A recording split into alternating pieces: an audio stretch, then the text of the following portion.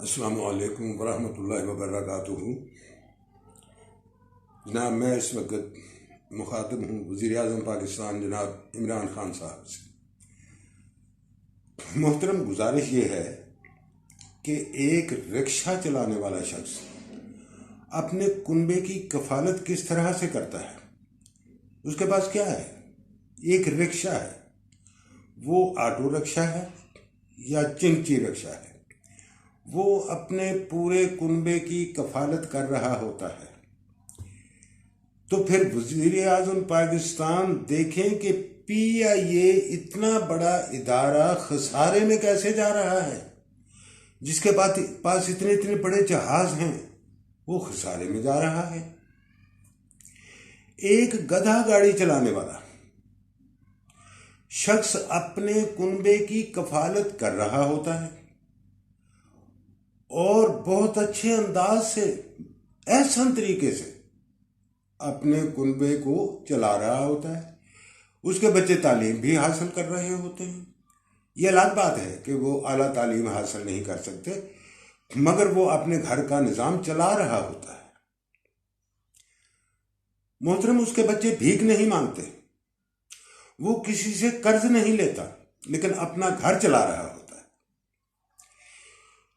جس شخص نے ایک چھوٹا سا کارخانہ لگا لیا، اس کے پاس گاڑی بھی ہوگی، اس کے بچے اچھی تعلیم بھی حاصل کر رہے ہوں گے،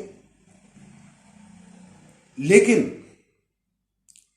پاکستان سٹیل مل جو کھربوں روپے کی لاگت سے تیار کی گئی ہے، وہ خسارے میں جا رہی ہے۔ کیوں؟ کیا وجہ ہے؟ میں سمجھتا ہوں کم از کم کہیں خامی تو حکمرانوں میں ہی ہے۔ اگر حکمرانوں میں خامی نہ ہو تو کیا یہاں پہ ایڈمنسٹریٹر اچھے مقرر نہیں کیے جا سکتے؟ کیا اس پاکستان میں اچھے لوگ نہیں ہیں؟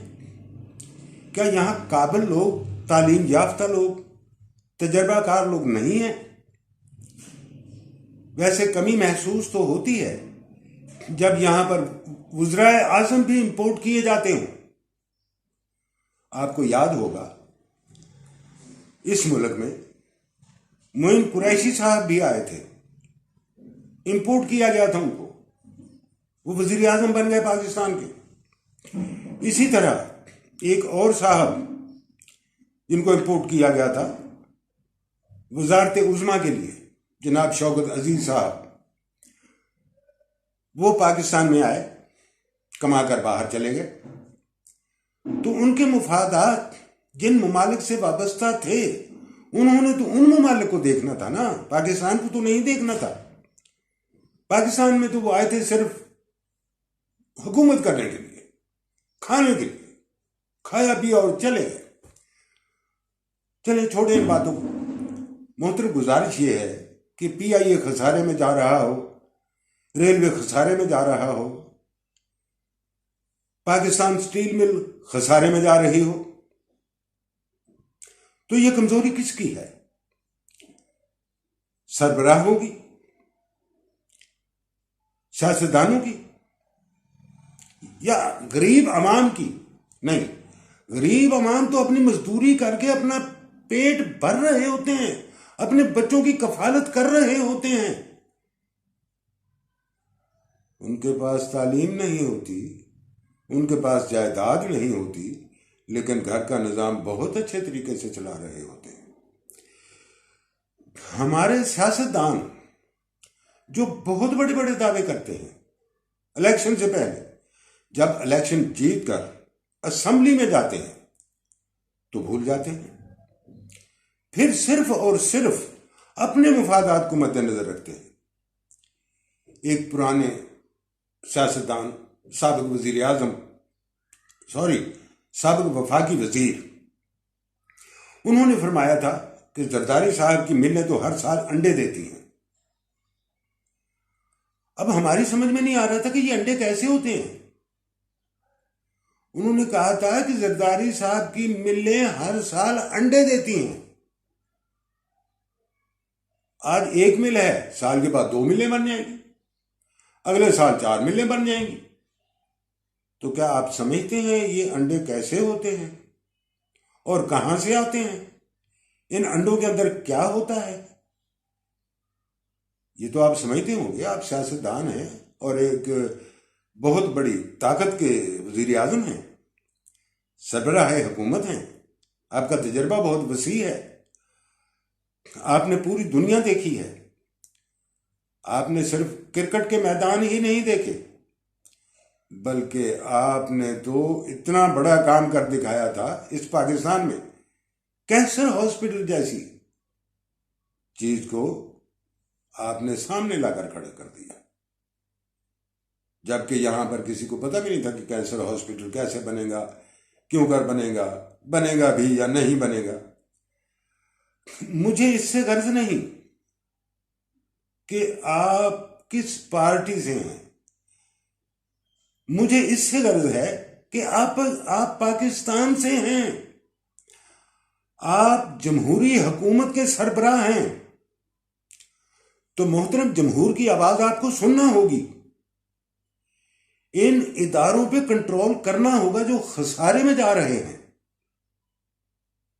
جی ہاں، ان اداروں پہ کنٹرول کرنا ہوگا، یہاں پہ آپ کو کڑی نظر رکھنا ہوگی کہ کیا ہو رہا ہے، کہیں کوئی غلط تو نہیں ہو رہا، کہیں ایسا نہ ہو کہ کل کو آپ سے بھی کوئی ایسا مکالمہ کہا جائے جیسا کہ سابقہ دور میں سننے کو ملا تھا، عوام بہت اچھے طریقے سے جانتی ہے وہ مکالمہ کیا تھا۔ ادھر ادھر کی بات نہ کر، ادھر ادھر کی بات نہ کر، یہ بتا قافلہ کیوں لوٹا، مجھے رہزنوں سے گلا نہیں، تیری رہبری پہ سوال ہے۔ تو میں یہ چاہتا ہوں کہ آئندہ آپ سے بھی ایسا کوئی مکالمہ نہ کہا جائے اور آپ کو سننا نہ پڑے۔ محترم، آپ نے اعلان کیا ہے کہ میں اس ملک کو ریاست مدینہ بنا دوں گا، تو کیا ریاست مدینہ کی بنیاد سود پہ رکھی جائے گی؟ آپ پھر قرضے لے رہے ہیں، جبکہ آپ نے قوم سے وعدہ کیا تھا کہ میں قرضے نہیں لوں گا۔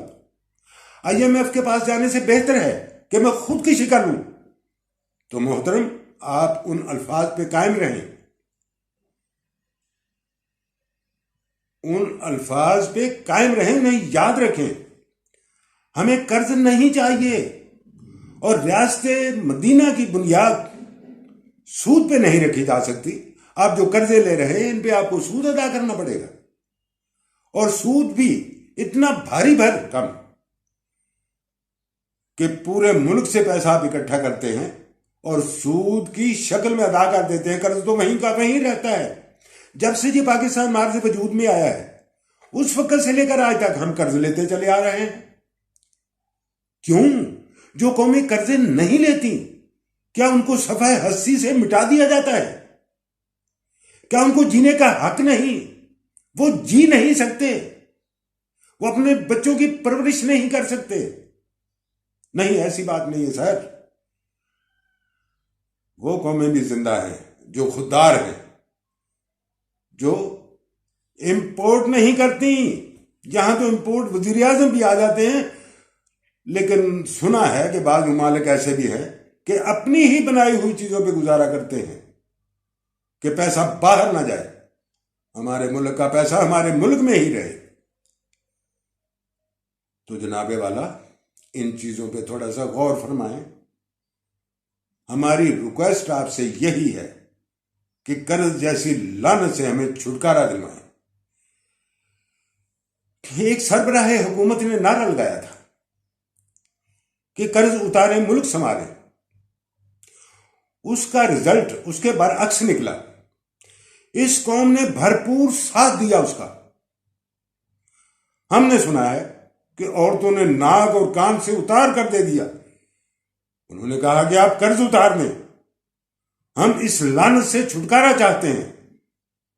تو صاحب بہادر نے فرمایا کہ ہم نے کشکول توڑ دیا ہے، مگر وہ کشکول توڑا کہاں سر، اس کا تو سائز اور بڑا ہو گیا۔